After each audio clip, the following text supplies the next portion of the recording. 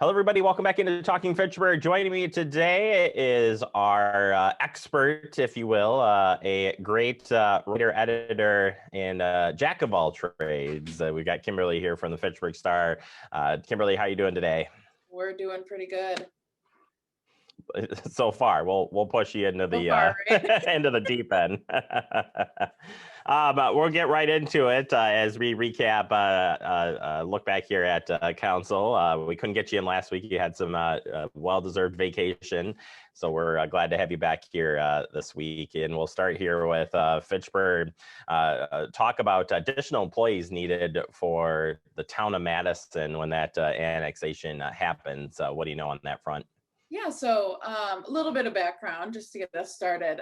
Town of Madison will be dissolving in October 2022, just because with other annexations of town land throughout the years, it's basically become a patchwork of land. So the city of Fitchburg will be inheriting two significant parcels. One is at the top of Fish Hatchery Road, the Zimbrick dealership. It's got four or so dealerships right south of the Beltline.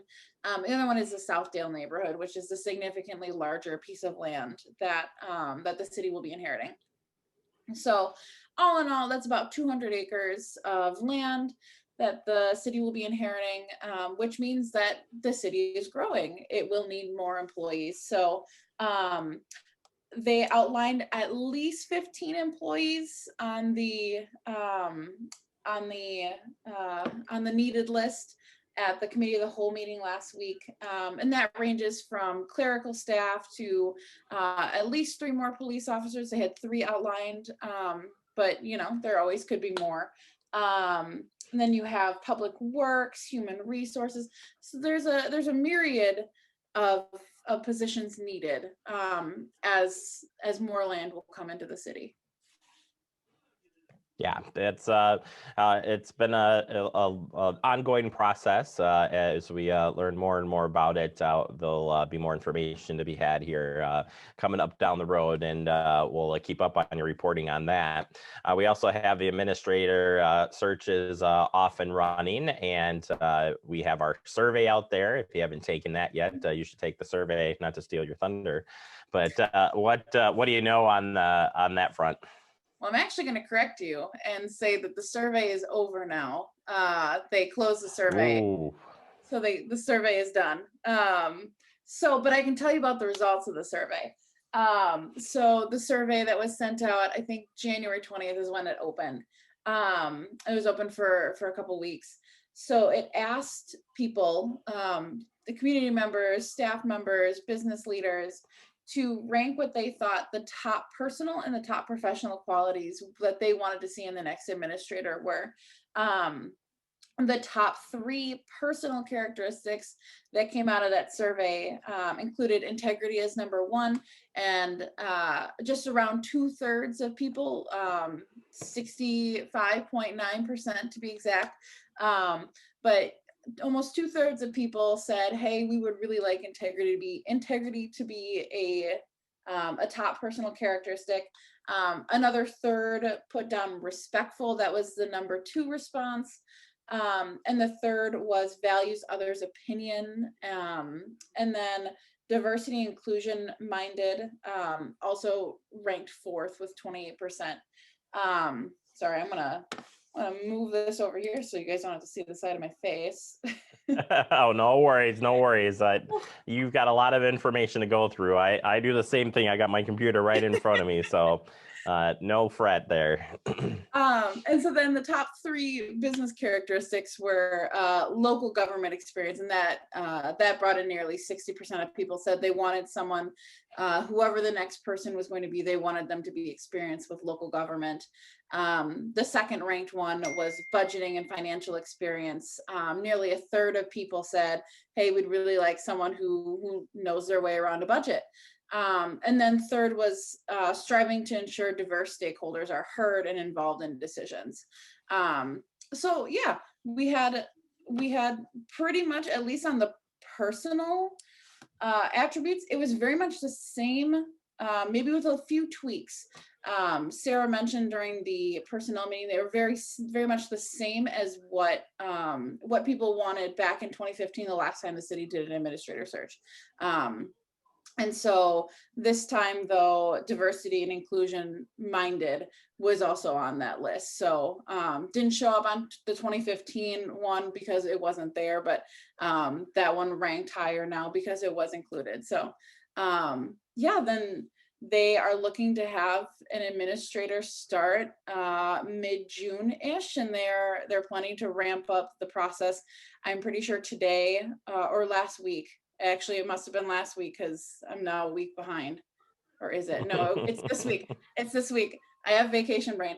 I think today they are going to use what is called the like an equity hiring tool, where they're going to go through the job requirement, and they're going to look at it with an equity lens. You know, does this requirement, is it equitable? Is it inclusive? All of those kinds of things. So yeah, it's hard when you've got 2 meetings over 2 weeks. No So worries. I don't even know what day it is, guys. That's all right. We're not going to tell you what day it is. We'll keep going here. And a reminder, you can catch all the meetings that Kimberly is referring to right here on Fact TV at the Gov channel. That's where you can get caught up and see exactly or hear what is going on all of these fronts. So we love Kimberly for breaking it down for us on some of the highlights. Finally, Fitchburg Recreation Department, you wanted to talk a little bit about the future funding of that department. Sure. Yeah, it's all personnel today. So bring us a little bit of context. So with COVID-19, there were really no recreation programs after March because of gathering restrictions due to COVID. And so a lot of the fees paid for these recreation programs then turn around and go back to paying the salaries of the 2 recreation employees. So in November, it was brought forward, actually the day after the 2021 budget was approved and finalized, that, hey, we might have to lay off one of the rec employees, and we might have to reassign another one to a different department for the time being, with around half the salary. So logically, that did not sit well with alders, and they wanted to find a way to amend this just approved budget to make sure that they could pay these 2 employees starting January 1st. So back in December, they found the majority of this money. They found around $75,000 to make sure that these 2 employees were still paid. And then, if I'm getting my dates right, it was the Common Council meeting last Tuesday, where they finally finished off the rest of that by doing some budget movement. So there will be recreation employees in the city for 2021.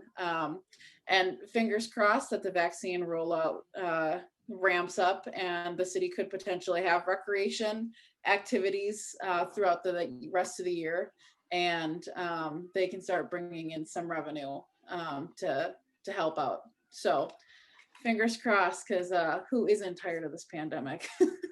Yeah, right. And we talked to Austin, one of the staff over there at the Recreation Department this past week, and they've got programs already up and running. So they have been off and running here pretty quick. So if you want to check out on some of those programs, we definitely encourage people to go to the website and jump on board and check it out.